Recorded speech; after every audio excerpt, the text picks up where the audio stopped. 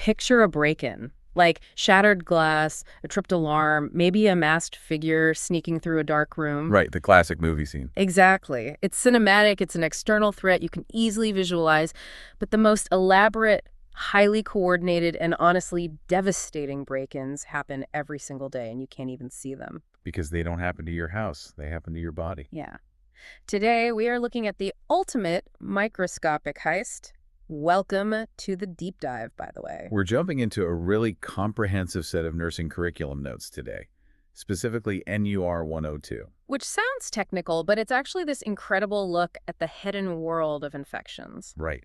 It frames them not just as a random list of bugs you might catch, but as this ongoing, highly strategic battle between human anatomy and opportunistic pathogens. And the mission for this deep dive is to essentially shortcut your path to being medically well informed. We want to show you exactly how these infections pull off their invasions and, why certain people are walking around with their biological front doors wide open. Plus, we're unpacking the surprising and sometimes pretty shocking realities of everyday illnesses. Things like pneumonia, pink eye, and whooping cough. Okay, let's unpack this. Because before we get into the heavy hitters, we really need to understand the blueprint of the break-in itself. The nursing notes call this the infection process, and it's laid out as a 6-step chain. And it really is a chain. To successfully infect you, a pathogen has to flawlessly execute every single step. If the chain breaks at literally any point, the infection fails. Which is wild when you think about how often we actually get sick. It is. It's a fragile operation for the pathogen, even though the consequences for us can be severe. So I was looking at these 6 steps, and it just maps so perfectly to a heist movie. Step 1 is the pathogen. That's our thief.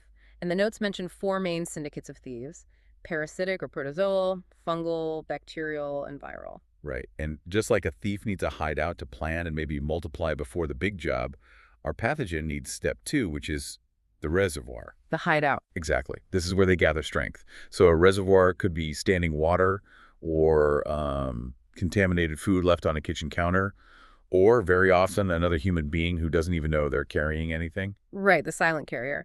And then from the hideout, they need step 3, which is the portal of exit, basically the getaway car. Right. So this might be a sneeze, a cough, or other bodily fluids. Which leads to step 4, the mode of transmission. This is the actual route they take across town to get to you. Traveling through the air conditioning, maybe, or hitching a ride on an unwashed hand. Uh-huh. Which brings them right to step 5, the portal of entry, the unlocked window into your body. That could be a tiny paper cut on your finger, or the mucous membranes of your eyes or mouth. And then step 6 is the ultimate target, the susceptible host. This is where the heist truly succeeds or fails. Because just exposing someone to a pathogen does not guarantee they actually get sick, right? Not at all. The human body has an astonishing array of defensive systems. So what actually makes someone a susceptible host? Like, why is the window left open for some people, but completely double-bolted for others? It mostly comes down to vulnerabilities in those defenses. Age is a massive factor here. The very young have immune systems that are essentially still in training. Makes sense. And then on the other end, the elderly have immune systems that are just exhausted and starting to retire. Then you also have chronic diseases, diabetes, cancer, which consume the body's resources, leaving fewer reserves to fight off a brand new invader. Now, the notes also heavily emphasize stress and invasive treatment strategies as major risk factors, which I found interesting. Yeah, and if we connect this to the bigger picture, you start to realize why hospital environments are so incredibly vigilant. Right. When a person is under severe psychological or physical stress, their body releases cortisol. And cortisol actively suppresses the inflammatory response. Wow, really? So the stress is literally turning off the alarm system. Basically, yeah. Inflammation is usually your first responder to a breach. So if you add in an invasive treatment like an IV line, a urinary catheter, a surgical incision, you haven't just unlocked the window. You've rolled out a red carpet straight past the skin. And the skin is our primary armor. Exactly. Which perfectly explains why nurses break prevention down into 2 distinct categories. You've got primary prevention, which is stopping the break-in before it ever starts, keeping that door locked. This is your aggressive hand hygiene and, most importantly, vaccines. Right. And then secondary prevention, on the other hand, is damage control. Yeah. The pathogen is already inside, the alarm is ringing. Right, so now we are talking about treating the active infection or screening vulnerable populations to catch the breach early before it, completely destroys the building. Okay, so we've seen how they break in. Let's look at what happens when they target a critical system, like the respiratory battlefield. The notes really contrast the systemic, full-body hit of the flu with the localized heavy artillery disruption of pneumonia. That contrast is vital for understanding how different pathogens operate. Influenza the flu is viral, acute, and highly contagious. It hits you like a freight train. Yeah, it really does. The onset is abrupt. You can leave for work in the morning feeling completely fine, and by 5 p.m., you are literally physically unable to get off the couch. Your temperature spikes to somewhere between, 101 and 103 degrees Fahrenheit? Yeah, 38 to 40 Celsius. Plus, you have these bone-rattling chills and a hacking cough. The acute phase sounds brutal, 1 to 2 weeks, and the management strategies in the notes are basically just throwing support at the body while it fights its own war, like tons of fluids, rest, and antivirals like Tamiflu if you happen to catch it early enough. Right. But honestly, the scariest part of the flu isn't necessarily the virus itself. It's the fact that it exhausts your defenses, which paves the way for secondary invaders to move in. Right. And the most dangerous of those secondary invaders has to be pneumonia. The pathophysiology of pneumonia described in these notes is grim. The pathogens enter the lungs, multiply, and release toxins that trigger this massive inflammatory response. To visualize this, you have to remember that your lungs aren't just big, empty balloons. They are more like dense sponges packed with millions of these microscopic air sacs called alveoli. That is where the actual magic happens, right? Oxygen enters the blood, carbon dioxide leaves. Exactly. But when pneumonia triggers that inflammation, it causes edema, which is severe swelling, and exudate. An exudate is essentially a sludge, right? Yeah, a sludge of pus, dead white blood cells, and fluid. And that sludge just fills up those tiny air sacs. Ugh. So you are literally drowning from the inside. Basically, you lose the actual surface area you need to exchange gas. Now, the notes specifically mention coughing up rusty or blood-flecked sputum. I have to ask, why is it rusty? So because the bacterial toxins are causing necrosis, meaning they are actively destroying the delicate lung tissue, the tiny blood vessels burst. Oh, wait. Yeah.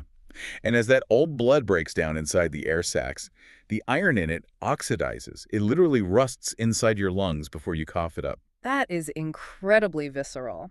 Okay, I'm looking at the different categories here. Community-acquired pneumonia, hospital-acquired, healthcare-acquired. Why does it actually matter where you catch it? It matters because of the pathogens training, so to speak. If you catch pneumonia out in the community, it's usually a standard bug, your typical bacterial or viral strain. Okay. But hospital-acquired pneumonia, or HAP, is notoriously difficult to treat. The pathogens living in a hospital have survived extreme sanitation efforts, so they are highly evolved and often resistant to standard antibiotics. That makes total sense. And then there is aspiration pneumonia, which isn't caught from a sneeze at all. Right. Aspiration pneumonia happens when you inhale a foreign body, almost always your own stomach content, straight down your windpipe and into your lungs. Oh, that sounds awful. It is. The acid and bacteria from the stomach cause massive, immediate lung damage. Which is exactly why the preventative measures for aspiration are entirely physical. It's all about gravity, really. Yes, keeping the head of the bed elevated is crucial. The notes say if someone is on a feeding tube, you have to keep them propped up during the feed and for 30 minutes afterward. Even just positioning the neck slightly forward during meals can prevent stomach contents from taking a wrong turn. Right.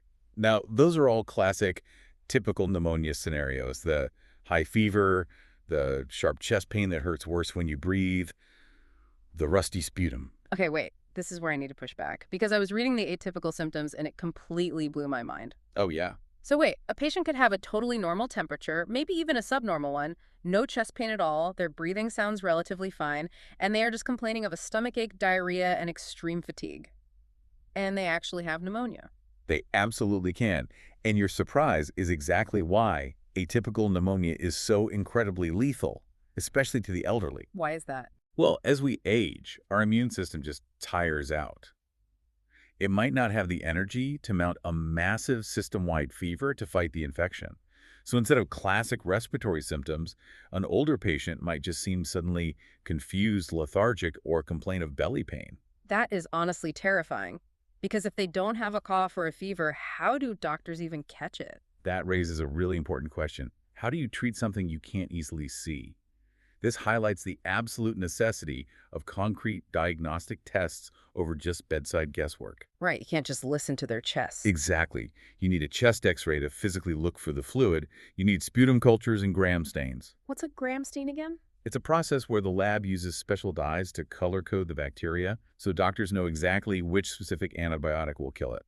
And you also need ABG's arterial blood gases. And what does that measure? So instead of taking blood from a vein, they draw blood directly from an artery. This lets them see the oxygen from your lungs is actually making it into your bloodstream. It tells you exactly how badly the lungs are failing. And if they're failing, the management in these notes is intense. It says a patient needs 3 liters of fluid a day. But why so much water for someone whose lungs are already literally filling with fluid? I know, it sounds super counterintuitive, right? But systemic hydration actually acts as a natural mucolytic. Meaning it breaks up mucus. Exactly. Think of a clogged engine. If the sludge in the lungs is thick and sticky, the patient simply can't cough it up. By pumping the body with 3 liters of water, you thin out those secretions. You water down the sludge so the body has a chance to expel it. That's brilliant. They also use an incentive spirometer every hour while the patient is awake. That's that plastic breathing device with the little ball inside, right? Yes, you inhale deeply, and you are physically forcing those glued-shut air sacs to pop back open. Okay, so pneumonia happens when our microscopic air sacs fail us, but sometimes the body's larger anatomical structures actively trap an infection. Right, sometimes our own anatomy betrays us. Which takes us logically right to the ears and the throat. Let's talk about otitis media, your classic middle ear infection. The notes point out it is hyper-specific to early childhood, usually between 6 to 36 months old. And there is a purely structural reason for that age range. It has to do entirely with the eustachian tube, which is the tunnel that connects the middle ear to the back of the throat to drain fluid. I actually have to use a plumbing analogy here because it paints the perfect picture. Think of the eustachian tube as a drainage pipe. In a toddler, that tube is shorter, wider, and completely horizontal. It's basically a slip-and slide for bacteria straight from a sore throat directly into the ear. That's a great way to describe it. Right, whereas an adult skull has grown, so the tube elongates into a steep, narrow pipe.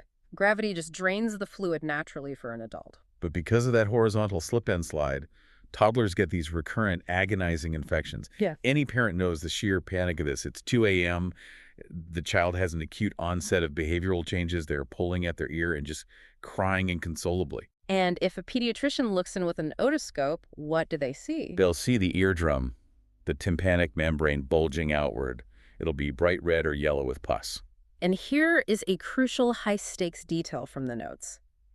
If that child is in agonizing pain and then suddenly stops crying and feels totally fine, that doesn't mean the infection miraculously cured itself. No, unfortunately not. It means the eardrum just ruptured from the pressure, right? Exactly. The pressure builds and builds until the tissue literally tears.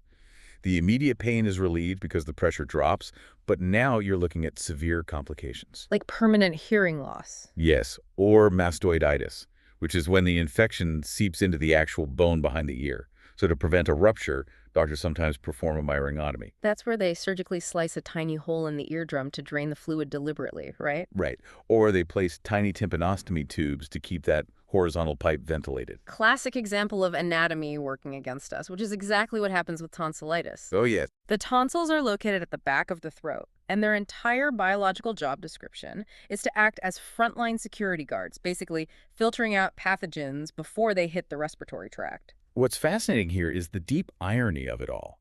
A tissue designed to be the body's security force becomes the very site of the infection. They just get overwhelmed. Right, usually by Streptococcus bacteria, and they swell up. So the security guards essentially become the hostage takers. And the symptoms are brutal. Swollen cervical lymph glands in the neck, hoarseness, and a sore throat so severe it actually hurts to swallow your own saliva. Yeah, and kids might even vomit or struggle to breathe because the tonsils have grown so large they are physically blocking the airway. When they go rogue like that, the only option left is a tonsillectomy, surgically removing them. Right. But until then, nursing interventions focus on soothing the localized trauma. Things like warm saltwater gargles, ice collars, and soft, non-acidic diets. There was one quirky detail in the notes I really loved about this. If you are diagnosed with tonsillitis and put on antibiotics, You absolutely must replace your toothbrush after being on the meds for 24 hours. Yes. If you don't, you are just taking the bacteria that caused the infection and brushing it right back into your throat every morning. It is a perfect everyday example of breaking the chain of infection at the mode of transmission step. Okay, so we've covered trapped infections. Now we transition to the highly contagious external infections, and then a pathogen that completely overrides the body's reflexes. Let's start with the eyes. Conjunctivitis or pink eye? So conjunctivitis is the inflammation of the conjunctiva, which is the clear protective membrane covering the white part of your eye. Right. It can be caused by allergies, but the bacterial and viral forms are our focus today because they're extraordinarily contagious. And the symptoms are pretty unmistakable. A gritty, burning sensation like sand under your eyelid, sensitivity to light, and a purulent exudate. Which is a clinical way of saying a thick yellow crust that literally glues your eyelashes shut while you sleep. So gross. But the transmission vectors are what really make it spread through schools like wildfire. It's spread via direct hand-to-eye contact. You touch a contaminated doorknob, rub your eye, and boom, you're infected. Exactly. It spreads through shared towels, shared eye makeup, and notably, it can even be transmitted to an infant during a vaginal delivery if the mother has an active infection. Wow. And because it is so easily spread, you are basically legally grounded. You cannot return to school or work until you have been on topical antibiotic eye drops for a full 24 hours. The chain of transmission must be broken. Right. Now, conjunctivitis is a quick, highly visible annoyance. But our final pathogen is a master of prolonged, exhausting internal warfare. Pertussis. Whooping cough. Yeah. Caused by the bacteria Bordetella pertussis. I was reading the timeline for this illness, and here's where it gets really interesting, or honestly, terrifying. Yeah, it's intense. If you add up the maximum days of these stages, someone could be dealing with whooping cough for up to 10 weeks. That's right. 2.5 months. And coughing so violently it can cause a prolapsed rectum. How does a tiny bacteria even do that? It does it by disarming your lungs' natural cleaning system. The pertussis bacteria release toxins that literally paralyze the cilia. Those are the tiny hair-like sweepers in the respiratory tract. Exactly. They normally push mucus up and out, but with the sweepers paralyzed, thick mucus just pools in the lungs. So the only way the body can get it out is through violent, uncontrollable coughing. The timeline is grueling. It starts with an incubation period of up to 20 days where you feel nothing at all. Then, the prodromal stage. Right. For 1 to 2 weeks, you just have basic cold symptoms. A runny nose, maybe a mild cough. It's a fake out. You think it's a regular cold. But then the crap closes. Yeah. You enter the acute phase, which is also called the paroxysmal stage. This lasts 4 to 6 weeks. A month and a half? Yes. And you experience paroxysms, which are these rapid, uninterrupted, dry, hacking coughs that completely empty the lungs of all air. You literally cannot breathe. Oh my God. And when the coughing fit finally pauses, you are forced to take a desperate, massive inspiration of air through a narrowed airway. That creates that terrifying high-pitched whoop sound. The mechanical force of coughing like that for a month and a half treats the human body like a rag doll. The complications listed here are shocking hemorrhages in the eyes or nose from ruptured blood vessels, hernias, and yes, the physical strain can push the rectum out of the body. And severe oxygen deprivation hypoxia can lead to seizures or even cerebral edema. And then finally, you hit the convalescent stage, where the coughing slowly decreases over another 1 to 2 weeks. Treating this after the fact has to be incredibly taxing. It is. Secondary prevention for pertussis means heavy antibiotics, anti-seizure medications, and IV fluids. And for babies. For an infant, it means hospitalization, gentle suctioning so they don't choke on their own mucus, and literally having an emergency intubation kit physically sitting on their bedside table because their airway could collapse at any second. All of that suffering versus primary prevention. Right. The vaccines, specifically the DTaP or Tdap vaccines. Which I just realized literally stands for diphtheria, tetanus, and pertussis. Exactly. The vaccine trains your immune system to recognize and destroy the Bordetella bacteria before the break-in even occurs.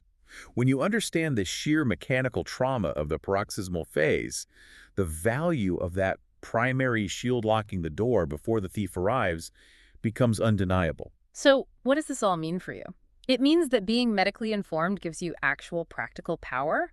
Knowing that simply using gravity to elevate the head of a bed can prevent acid from destroying your lungs. Right. Understanding that a toddler's horizontal anatomy is literally shaped to harbor earaches so you know exactly why they're screaming at 2 a.m. Realizing that throwing away a toothbrush after 24 hours on antibiotics can stop a relentless cycle of reinfection, knowledge really is your primary prevention. I'll leave you with a final thought to consider. These nursing notes focus heavily on how pathogens enter and affect our individual bodies.